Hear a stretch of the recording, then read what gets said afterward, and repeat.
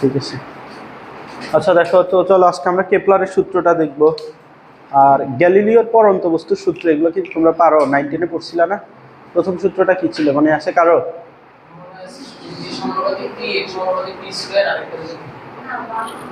আচ্ছা মনে নেই। চলো আমরা আজকে ওই গ্যালিলিওর পরন্ত বস্তুর সূত্রটাও দেখবো আর কেপলারের সূত্রটাও দেখবো। তো প্রথমে চলো কেপলারের সূত্র। তো এই টপিক থেকে তোমাদের কখনো সিকিউ আসবে না আর কি।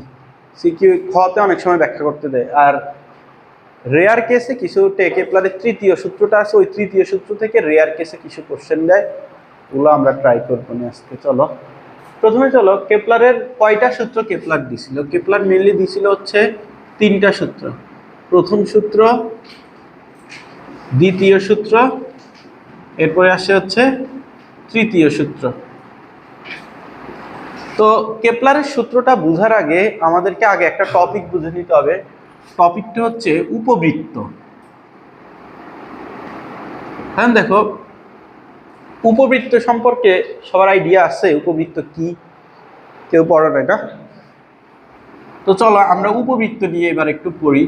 উপবৃত্তটা কি একটু দেখার ট্রাই করি। দেখো তোমরা তো বৃত্ত পড়ছো তাই না? এটা কি ছিল বলো তো? সার্কেল। তো সার্কেলের ক্ষেত্রে কি হয় বলো তো? রেডিয়াসটা অলওয়েজ সমান হয়।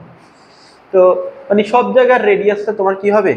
সমান হবে। আর উপবৃত্তের ক্ষেত্রে আসো, উপবৃত্ত নিয়ে আমাদের ম্যাথ সেকেন্ড পেপারে একটা চ্যাপ্টারই আছে, পরাবৃত্ত, উপবৃত্ত, অধিবৃত্ত। এই 3টা একটা ম্যাথ সেকেন্ড পেপারে একটা চ্যাপ্টার, ষষ্ঠ চ্যাপ্টার। ওইখানে তোমার 6.1-এ আছে পরাবৃত্ত, 6.2-তে আছে উপবৃত্ত, 6.3-তে আছে অধিবৃত্ত। তো ওখানে গিয়ে আমরা ডিটেলস করবো এগুলা কি। এখন জাস্ট একটু আমাদের জানা দরকার উপবৃত্ত সম্পর্কে, এই জন্য আমরা একটু জেনে নিই। চলো উপবৃত্ত যেটা আছে, উপবৃত্তের শেপটা হয় হচ্ছে কাইন্ড অফ এই যে এইরকম, বুঝতেছ? তো উপবৃত্তটা এই যে এরকমও হইতে পারে, শেপটা এই যে এরকমও হইতে পারে। এই যে এই দৈর্ঘ্যটা আছে, এই দৈর্ঘ্যটাকে বলা হচ্ছে এ। এটুক দৈর্ঘ্য কি? এ। এইটুক দৈর্ঘ্য কত হবে? এ হবে। বুঝতে পারছো? এই দৈর্ঘ্যটা হচ্ছে তোমার বি, তাহলে এইটুকু দৈর্ঘ্য কত হবে? বি হবে। তাহলে এই বিন্দুর স্থানাঙ্ক কত? a, 0, এটা হচ্ছে 0, b। এই বিন্দুর স্থানাঙ্ক কত? -a, 0, এটা হচ্ছে 0, b। বুঝতে পারছো? এই হচ্ছে তোমার মোটামুটি উপবৃত্ত। আর এটার ক্ষেত্রে এই যে এটুকু হচ্ছে কি, এটার ক্ষেত্রে খেয়াল করো a is greater than b না? এটার ক্ষেত্রে কি a is greater than b, এবং এইটুক কি a, এইটুক হচ্ছে b। তাহলে এই বিন্দুর স্থানাঙ্ক a, 0, সেম জিনিস 0, b। তাহলে এটা হচ্ছে -a, 0, এটা হচ্ছে 0, b। সবাই কি এইটুকু বুঝছো? এবং এটার ক্ষেত্রে কি আসে? b is greater than a। বুঝতে পারছো এগুলা? এটার ক্ষেত্রে কি b is greater than a না? তো এই হচ্ছে উপবৃত্ত, এটা একটা উপবৃত্ত, এটা একটা উপবৃত্ত। এটার ক্ষেত্রে a is greater than b, এটা হচ্ছে b is greater than a। এবার আসো উপবৃত্তের একটা স্পেশাল পয়েন্ট আছে, সেটা হচ্ছে উপকেন্দ্র। এই যে এখানে একটা পয়েন্ট পাওয়া যায়। তো এগুলো উপকেন্দ্র বলতে কি বোঝায়, কিভাবে আসছে, এগুলা সব আমরা দেখবো কোথায় বলো তো?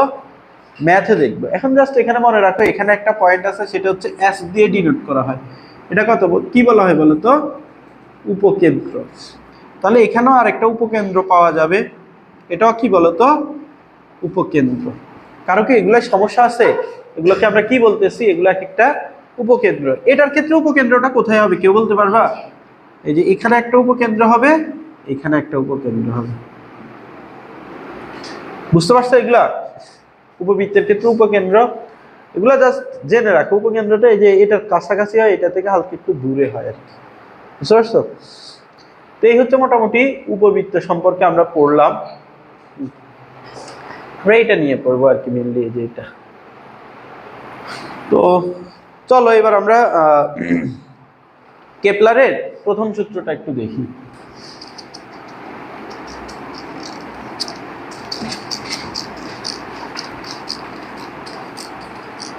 দেখো কেপলারের প্রথম সূত্রটা বলে, আচ্ছা আমরা নর্মালি কি জানি, এতদিন ধরে কি জেনে আসছি বলতো? এই যে সূর্য হচ্ছে তোমার একেবারে কেন্দ্রে থাকে, এটা হচ্ছে কি বলতো? সান। আর তোমার এই যে আর্থ যেগুলো আছে, আর্থ বলো, এটা ধরো আর্থ, বুঝতে পারছো?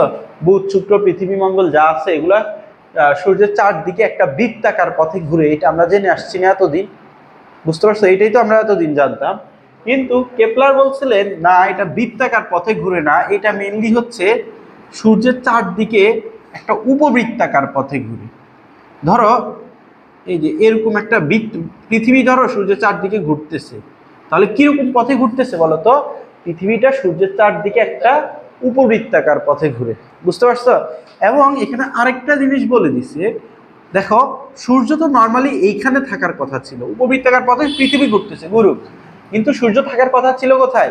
একেবারে সেন্টারে থাকার কথা ছিল না?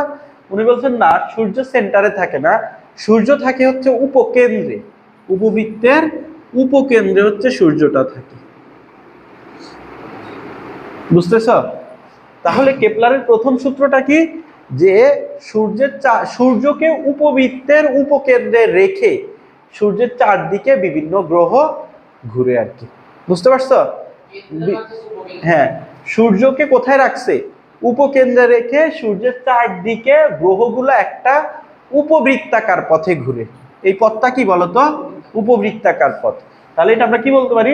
সূর্যকে উপকেন্দ্রে রেখে সূর্যের চারদিকে গ্রহগুলা কোন পথে ঘুরে বলতো? উপবৃত্তাকার পথে ঘুরে, বুঝতে পারছো? এবং এইখানে একটা জিনিস খেয়াল করো, তোমার সূর্যটা, একটা জিনিস এখানে মনে রাখবা, এই যে পৃথিবী, যখন পৃথিবী বলো, বুধ বলো, শুক্র বলো, যা যেই গ্রহ আসুক, এখানে আসলে সূর্যের কাছাকাছি চলে আসে না? মনে রাখবা, সূর্যের কাছাকাছি যখন সে চলে আসে, সে এই পথটা দ্রুত অতিক্রম করে। এই পথটা কিভাবে অতিক্রম করে? দ্রুত। আর যখন দূরে চলে আসে তখন এই পথটা ধীরে ধীরে অতিক্রম করে, বুঝছো? এটা যখন কিসে, হ্যাঁ, এটা তোমার নির্ভর করে, এটা আসলে দ্রুত কিংবা স্লো, এটা ডিপেন্ড করে সূর্য থেকে কত দূরে আছে, বুঝতে পারছো? এটার ক্ষেত্রে এই যে সূর্য, পৃথিবী যখন এখানে আসে তখন মোটামুটি তো কাছে আছে, তাই না? তো এটা এই এই পজিশনে যত যে বেগে ঘুরতেছিল, এখানে আসলে আরেকটু ফাস্ট হয়, কিন্তু এখানে আসলে সবচেয়ে বেশি ফাস্ট হওয়ার কথা না, বুঝতে পারছো? হ্যাঁ, আরেকটু আরেকটু স্লো, আরেকটু আরেকটু ফাস্ট হয়, ফাস্ট হইতে হইতে আস্তে আস্তে। তাহলে প্রথম সূত্রটা কি? সূর্যকে উপকেন্দ্রে, একটি উপবৃত্তের উপকেন্দ্রে রেখে গ্রহগুলা একটা উপবৃত্তাকার পথে সূর্যের চারদিকে ঘুরে। এটাই হচ্ছে কি বলতো? কেপলারের প্রথম সূত্র। কেউ কি বলতে পারবা? বলো তো দেখি। সূর্যকে উপবৃত্তের উপকেন্দ্রে রেখে অন্যান্য গ্রহগুলো যে উপবৃত্তাকার পথগুলোকে ঘুরে তাকে বলে কেপলারের প্রথম। হ্যাঁ, উনি না, কেপলার তাকে কেপলার প্রথম সূত্রই এটা, যে সূর্যকে উপবৃত্তের উপকেন্দ্রে রেখে অন্যান্য গ্রহগুলা সূর্যের চারদিকে উপবৃত্তাকার পথে ঘুরে। দেখি তুমি বলো তো। হ্যাঁ বলো।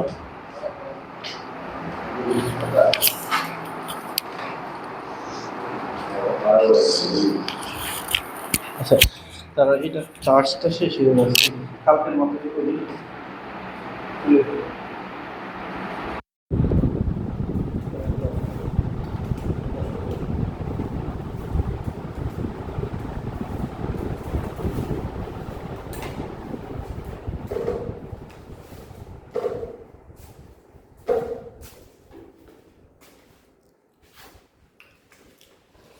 আচ্ছা, তাহলে দেখো সূত্রটা কি? গ্রহগুলোকে, সূর্যকে উপবৃত্তের উপকেন্দ্রে রেখে গ্রহগুলো সূর্যের চারপাশে একটা উপবৃত্তাকার পথে ঘুরে, এটাই হচ্ছে তোমার কেপলারের প্রথম সূত্র। এবার আসো কেপলারের দ্বিতীয় সূত্রটা আসে। আচ্ছা, এটা এটা তাহলে বুঝতে পেরেছি। দেখো কেপলারের দ্বিতীয় সূত্র বলছে যে, এটা একটু বোঝানোর আগে এটা একটু ভালোভাবে আঁকি। এটা তো তোমার সূর্য, তাই না? তো সূর্যের চারদিকে গ্রহগুলো ঘুরতেছে। ধরো এইখান থেকে এইখানে আসলো, এখান থেকে এখানে আসতে তোমার সময় লাগছে হচ্ছে ধরো 100 দিন লাগছে, 100 দিন না, বেশি হয়েছে, ধরো 50 দিন লাগছে, 50 দিন লাগছে। পৃথিবীটা এখান থেকে এখানে আসছে, কতদিন সময় লাগছে বলো তো? 50 দিন। তাহলে 50 দিন যদি সময় লাগে, এই যে এখান থেকে সূর্য থেকে এই যে পৃথিবী এখানে করলে একটা ক্ষেত্রফল পাবা না?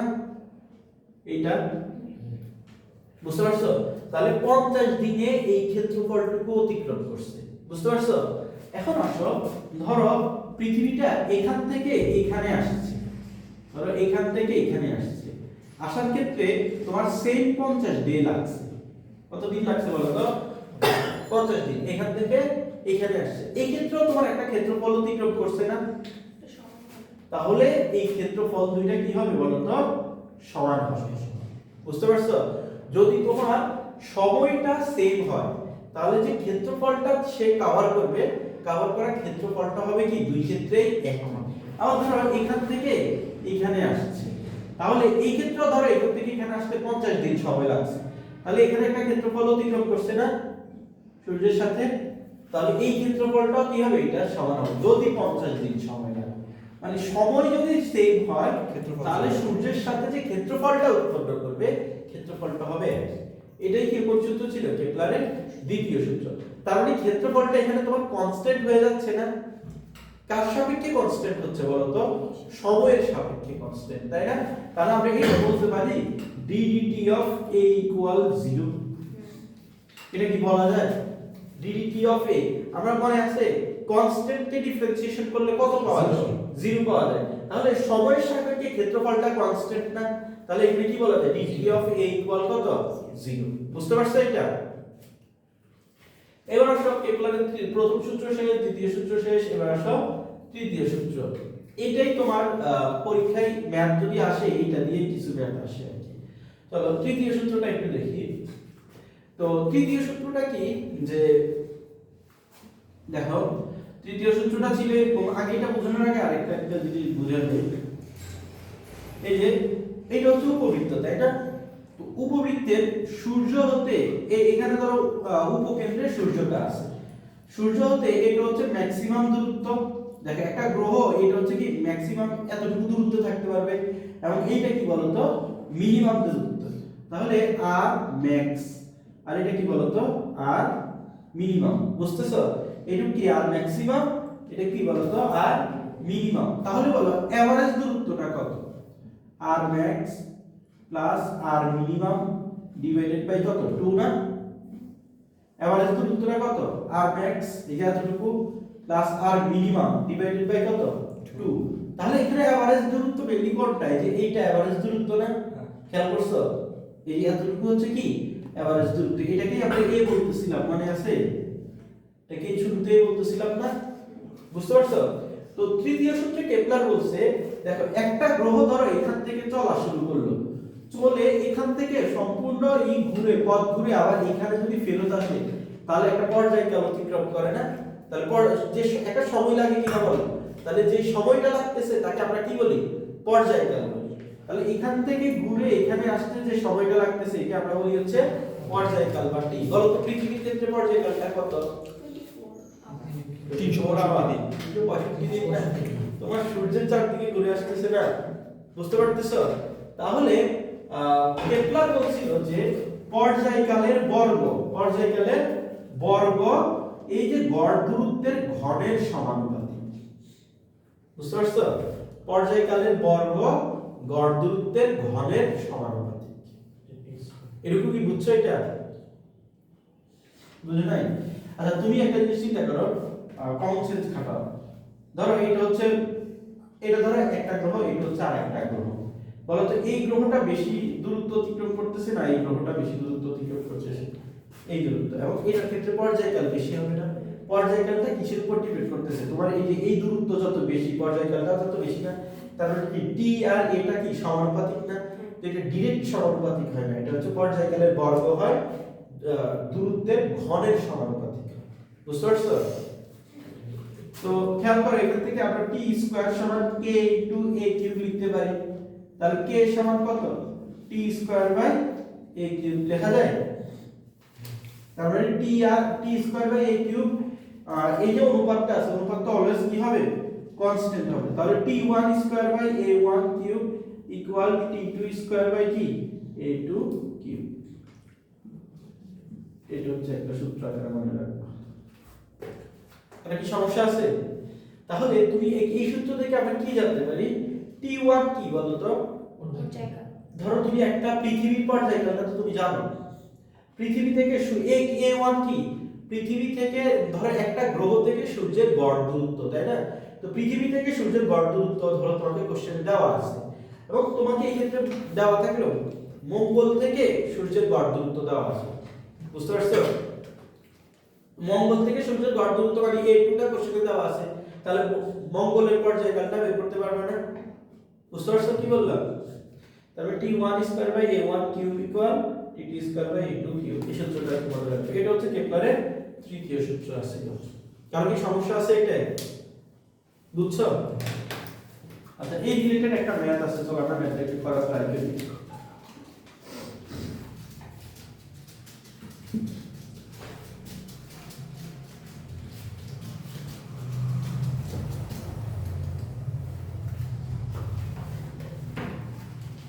সবাই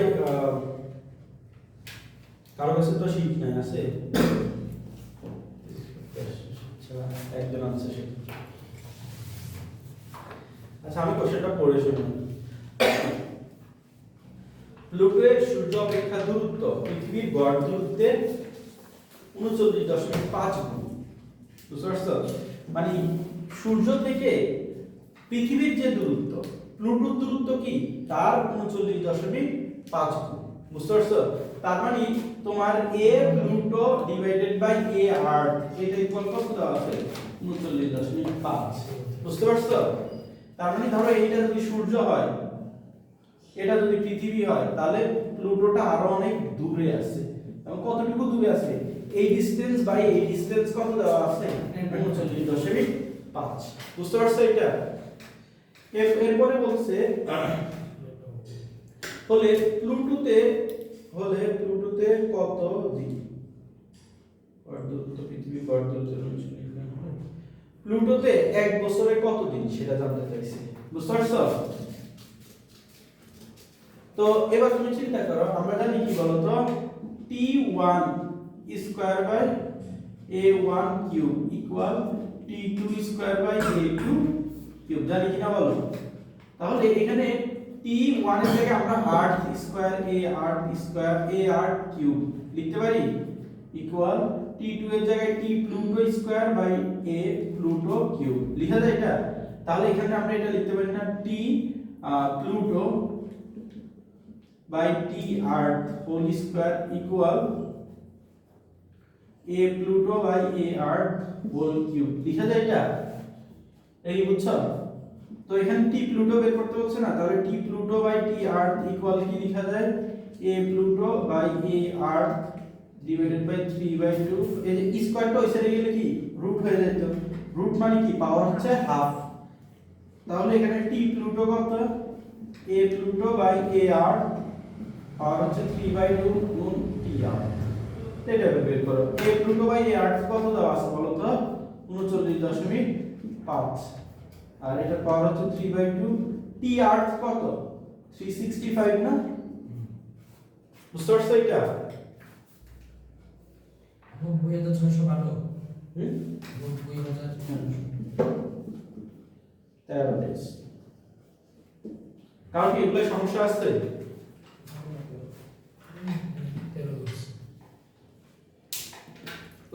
সবাই বুঝছো? এটা হচ্ছে তোমাদের কেপলারের সূত্র ছিল আর কি। এবার তোমাদের শীটে তোমাদের এই যে শেষের পেজটা একটু ফাঁকা আছে, এইখানে তোমরা ইটা লিখে রাখো আর কি, যে গ্যালিলিওর পরন্ত বস্তুর সূত্র।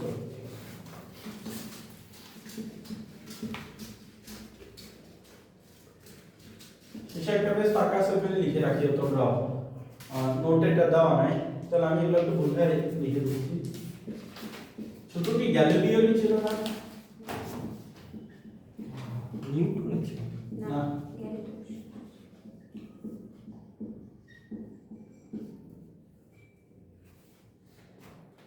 এখানে তিনটা সূত্র দিছিল। প্রথম সূত্রটা বলছিল যে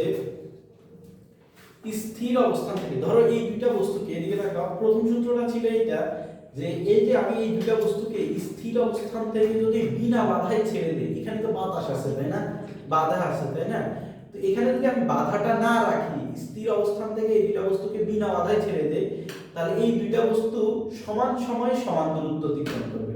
ধরো 5 সেকেন্ড পর এটা এখান থেকে এটা যদি এখানে আসে, এটাও এখান থেকে এখানেই আসবে।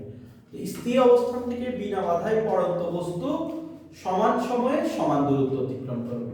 তাহলে তুমি চিন্তা করো, এই দুইটা বস্তুকে যদি তুমি বাধা ছাড়া ছেড়ে দাও, দুইটা বস্তু ফ্লোরে যাবে, একই সময়ে ফ্লোরে পড়বে আর কি, বুঝতে পারছো? এবার তুমি যদি এই যে পাখির পালক আর একটা ভারী বস্তুকে তুমি ছেড়ে দাও, তাও দুইটা বস্তু একই সময়ে যায় মাটিতে পড়বে। তবে শর্তটা কি হতে হবে বলো তো? বিনা বাধায় এবং স্থির অবস্থান থেকে, বুঝতে পারছো? তাহলে লিখো যে প্রথম সূত্র, স্থির অবস্থান থেকে বিনা বাধায়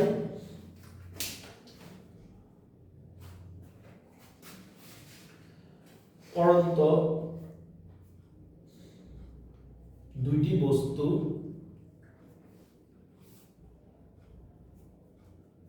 লিখছো, দুইটি বস্তু সমান সময়ে সমান দূরত্ব অতিক্রম করবে।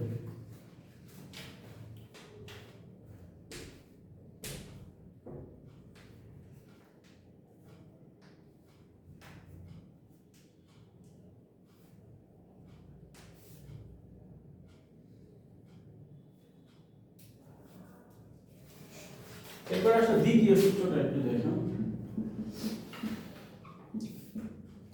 দ্বিতীয় সূত্রটা দেখো, দ্বিতীয় সূত্রটা হচ্ছে বেগের সূত্র আর কি, বেগ রিলেটেড।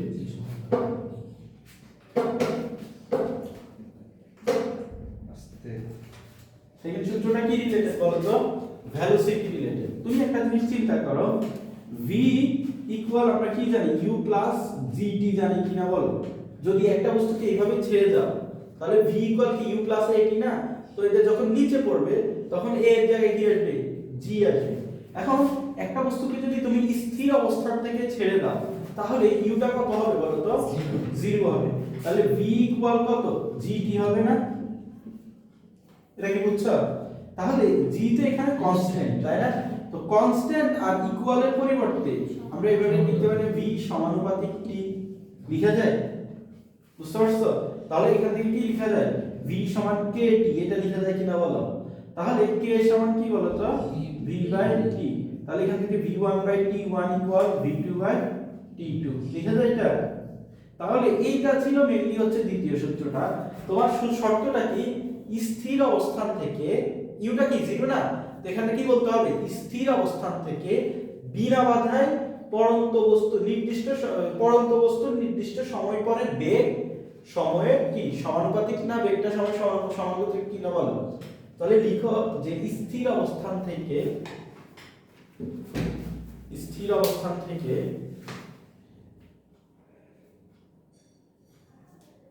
বিনা বাধায় পড়ন্ত কোন বস্তুর বেগ, পড়ন্ত কোন বস্তুর নির্দিষ্ট সময় পরে বেগ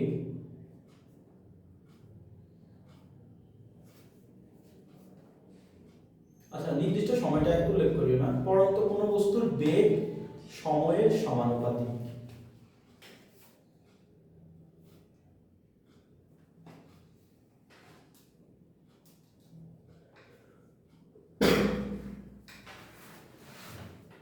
এবার এটা একটু লিখে রাখি, এটা একটু লিখে রাখি। তোমার সূত্রটা কি? v1 by t1 equal v2 by t2।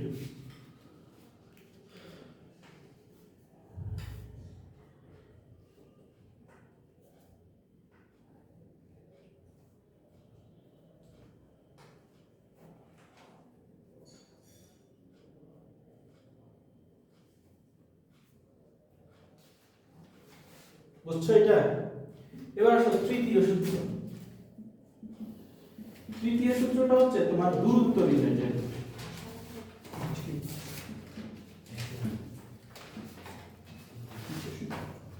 দেখো একটা বস্তুকে যদি তুমি উপর থেকে ফেলে দাও, তাহলে তোমার এই যে উপর থেকে যখন সে পড়বে এখান থেকে এখানে কতটুকু দূরত্ব অতিক্রম করবে, কতটুকু হাইট সে অতিক্রম করবে, তাহলে আমরা h equal ut plus half gt square লিখতে পারি। u তো 0, তাই না? তুমি যদি স্থির অবস্থান থেকে ফেলো তাহলে h কত হবে? হাফ gt স্কয়ার লিখা যায় এটা। তো হাফ gt কি এখানে কনস্ট্যান্ট না? তাহলে এখানে h সমান সমানুপাতিক t স্কয়ার, এটা লিখা যায় এটা? বুঝতে পারছো?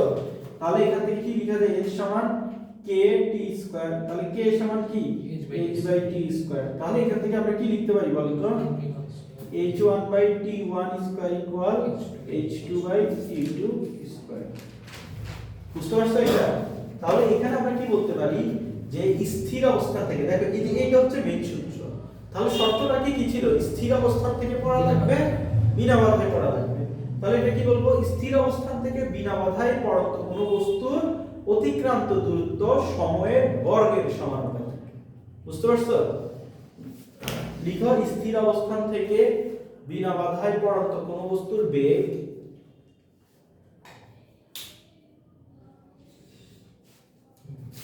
এর আগেরটা ছিল বেগ না, দূরত্ব সময়ের বর্গের সমানুপাতিক।